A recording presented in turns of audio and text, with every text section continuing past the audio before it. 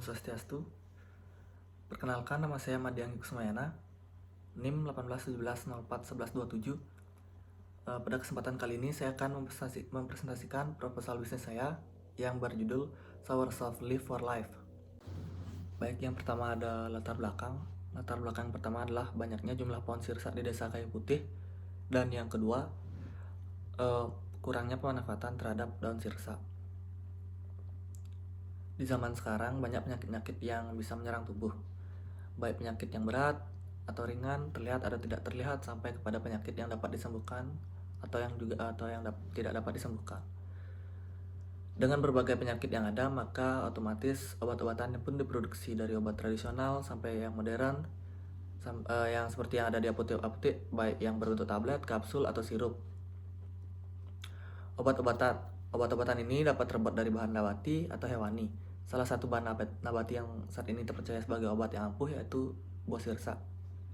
Buah ini hanya dapat digunakan sebagai minuman atau jus yang menyegarkan, tapi daun dari buah sirsa ini dapat berkhasiat untuk menyembuhkan penyakit.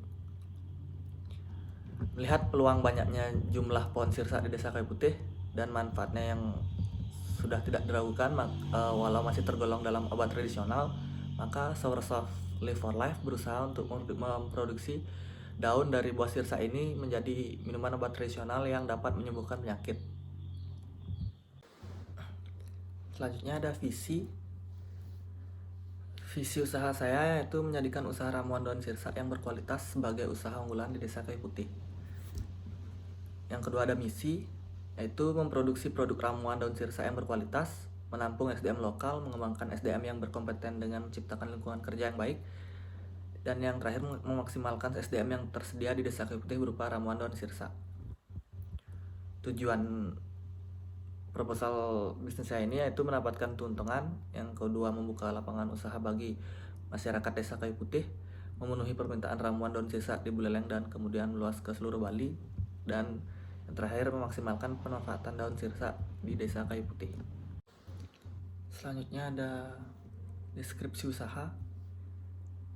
Source of Live for Life merupakan usaha yang memproduksi ramuan daun sirsa dalam bentuk botol agar lebih praktis. Ramuan daun sirsa ini dikemas dalam botol dengan isi bersih 600 ml. Cara pembuatannya yaitu daun sirsa direbus dengan air bersih selama 15 menit dengan api kecil, dengan tujuan agar tidak menghilangkan kandungan dalam daun tersebut, dan sama sekali tidak beri tambahan apapun seperti pemanis dan lain-lain saat merebus daun sirsa, sehingga ramuan daun sirsa benar-benar alami dan berkhasiat. Pada umumnya beberapa masyarakat di Bali, khususnya di Desa Kayu Putih, masih memiliki pohonnya karena buah sirsa yang dihasilkan memiliki rasa yang enak dan manis. Namun manfaat dari daun sirsa ini kurang diketahui oleh masyarakat. Dengan memanfaatkan daun sirsa sebagai bahan dasar ramuan daun sirsa tentu saja merupakan nilai yang inovatif terhadap daun sirsa itu sendiri. Baik, selanjutnya ada manfaat produk. Manfaat produk yang pertama ada mengobati kanker karena dapat menghambat sel kanker lebih cepat dan efektif dibandingkan dengan kemoterapi. Yang kedua ada mengobati asam urat. Yang ketiga ada mengobati kista ovarium. Yang keempat ada mengobati kolesterol. Yang kelima ada mengobati diabetes. Yang keenam ada mengobati penyakit paru-paru. Yang ketujuh ada meningkatkan kesuburan, yaitu memperkuat rahim dan meningkatkan kualitas sperma. Dan manfaat yang terakhir, menghilangkan kutu pada rambut, yaitu dengan dapat menghambat dan membasmi kutu dan ketumbi. Selanjutnya ada analisis SWOT. Adapun analisis SWOT produk ramuan daun sirsa ini adalah sebagai berikut. Yang pertama ada strength atau kekuatan. Yang pertama, penyajian dari ramuan daun sirsa ini sangat sederhana tanpa memerlukan waktu yang lama. Yang kedua, harga dari ramuan daun sirsa ini sesuai dengan kantong masyarakat sehingga dapat terjangkau oleh semua kalangan masyarakat atau konsumen. Selanjutnya ada ramuan daun sirsa ini kami sajikan dengan berbahan nabati alami dan berkhasiat. Dan strength yang terakhir yaitu perlengkapan dan cara kerja ramuan daun sirsa ini mudah didapat dan mudah diproduksi. Yang kedua ada weakness atau kelemahan. Kelemahan yang pertama yaitu faktor tempat untuk berjualan juga berpengaruh karena belum maksimal, yang berakibat menurunkan permintaan akan produk ini. Kelemahan yang kedua yaitu permintaan yang menurun jika keadaan cuaca kurang baik. Dan yang terakhir, kurangnya tenaga kerja untuk memproduksi produk dalam jumlah yang banyak. Selanjutnya ada opportunities atau peluang atau kesempatan. Kesempatan yang pertama yaitu melihat banyaknya penyakit yang memerlukan biaya yang banyak untuk pembelian obatnya, maka di sini ramuan daun sirsa diproduksi dengan harga yang murah. Yang kedua, ada sebagian besar penjual obat tradisional membuat produk tidak lagi berdasarkan bahan dasar yang alami, melainkan sudah diberi bahan tambahan seperti pemanis dan lain-lain. Namun di sini ramuan daun sirsa menggunakan bahan dasar alami tanpa bahan-bahan tambahan. Yang keempat ada threats atau ancaman. Ancaman di sini yaitu melihat banyaknya obat tradisional yang dibuat dengan bahan tambahan seperti pemanis dan lain-lain yang banyak menarik perhatian masyarakat untuk membeli, sehingga persaingan sangat kuat. Sebab sebagian masyarakat sangat menyukai makanan-makanan yang manis. Selanjutnya ada manajemen pemasaran. Yang pertama, segmen pasar. Berdasarkan geografis, usaha ramuan daun sirsa ini yang didirikan berlokasi di Desa Kayu Putih. Secara demografis, ramuan daun sirsa ini ditujukan kepada toko obat dengan tujuan kesehatan.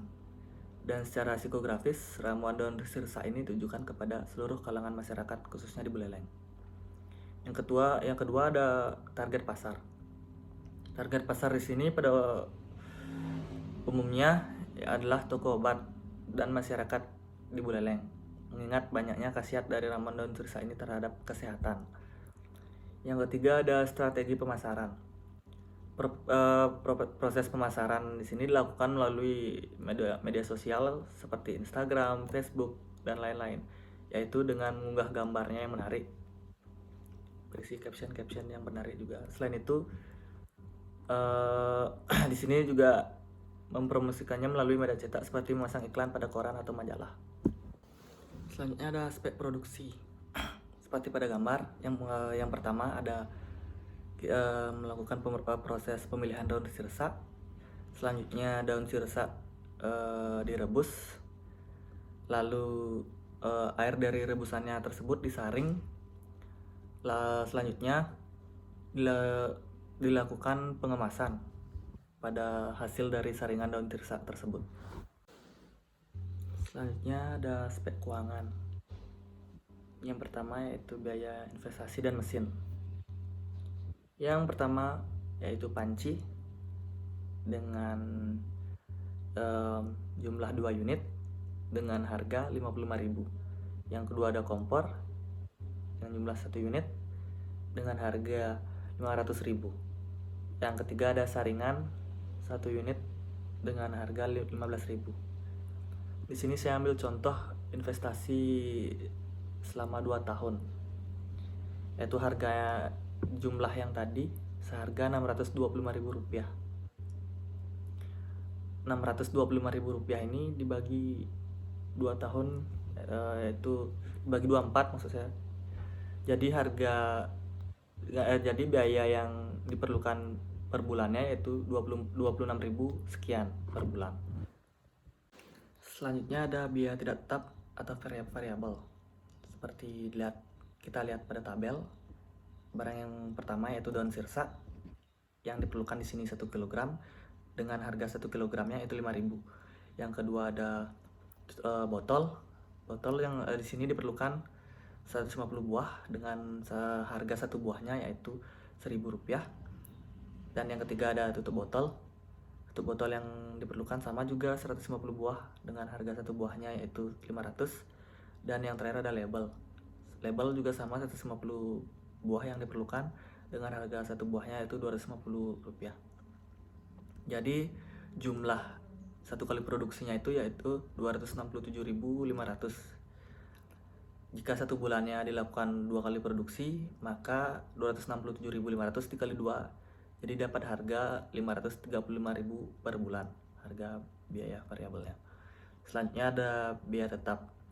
Biaya tetap yang pertama yaitu listrik dan air, yang kedua ada gas, yang ketiga ada investasi, yang keempat ada tenaga kerja, dan yang kelima ada biaya lain-lain dengan total yaitu 1.126.000 sekian per bulannya. Selanjutnya ada total biaya. Di sini total biayanya diambil dari biaya variabel ditambah biaya tetap, yaitu 535.000 ditambah 1.126.000 sekian. Jadi total biayanya yaitu 1.661.000 sekian. Yang kedua ada HPP.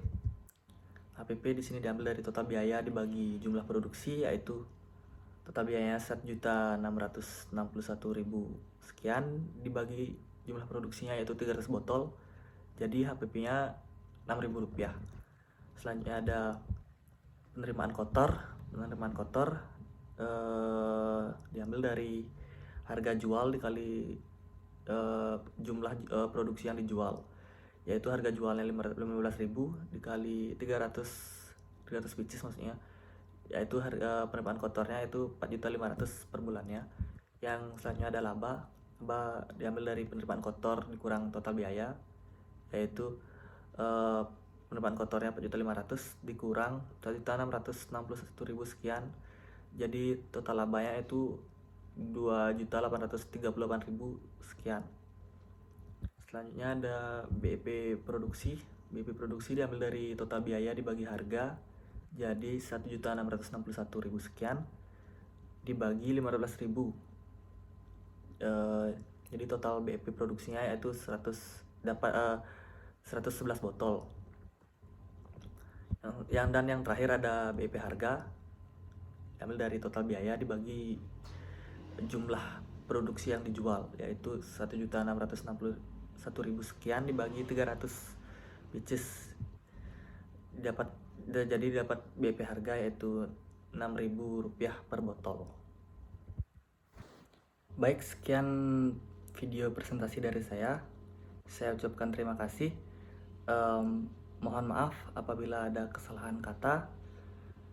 Saya tutup dengan Paramasanti. Om Santi Santi Santi Om.